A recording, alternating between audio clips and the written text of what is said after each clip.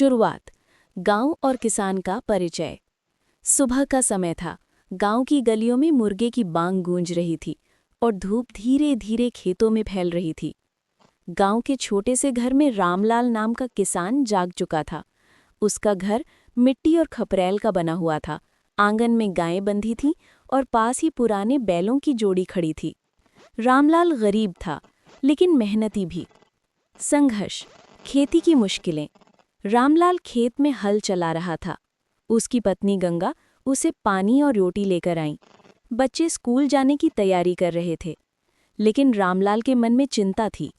बारिश देर से हो रही थी, बीज अच्छे नहीं उगे थे, कर्ज बढ़ता जा रहा था। वो सोचता रहा, क्या मेरे बच्चों का भविष्य भी ऐसे ही गरीबी में कटेगा? आशा की किरण। गांव में एक दिन कृषि अधिकारी आया। उसने किसानों को नई तकनीक और बीजों के बारे में समझाया।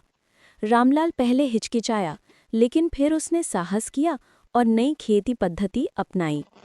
उसने अपने पुराने तरीकों के साथ थोड़ा बदलाव किया। सिंचाई के लिए टपक विधि अपनाई, खेत में जैविक खाद डाली, पड़ोस के किसानों को भी साथ जोड़ा। परिणाम, मेहनत का फल। कई महीनों की मेहनत के बाद खेत हरे भरे हो गए। जहां पहले फसल कम होती थी, अब ढेर सारे अनाज की बालियां लहराने लगीं। रामलाल की आंखों में खुशी के आंसू आ गए। उसने पहली बार कर्ज चुकाने के साथ साथ बच्चों की पढ़ाई के लिए भी पैसे बचाए। अंत, किसान का गर्व। फसल कटाई के दिन पूरा गांव खुश था। रामलाल अपने बैलों को सहलाता हुआ बोला, तुम्हारी मेहनत और धरती माँ का आशीर्वाद ही है जो आज घर में सुख समृद्धि आई है। बच्चों ने उसे गले लगाकर कहा, बाबा आप हमारे हीरो हो।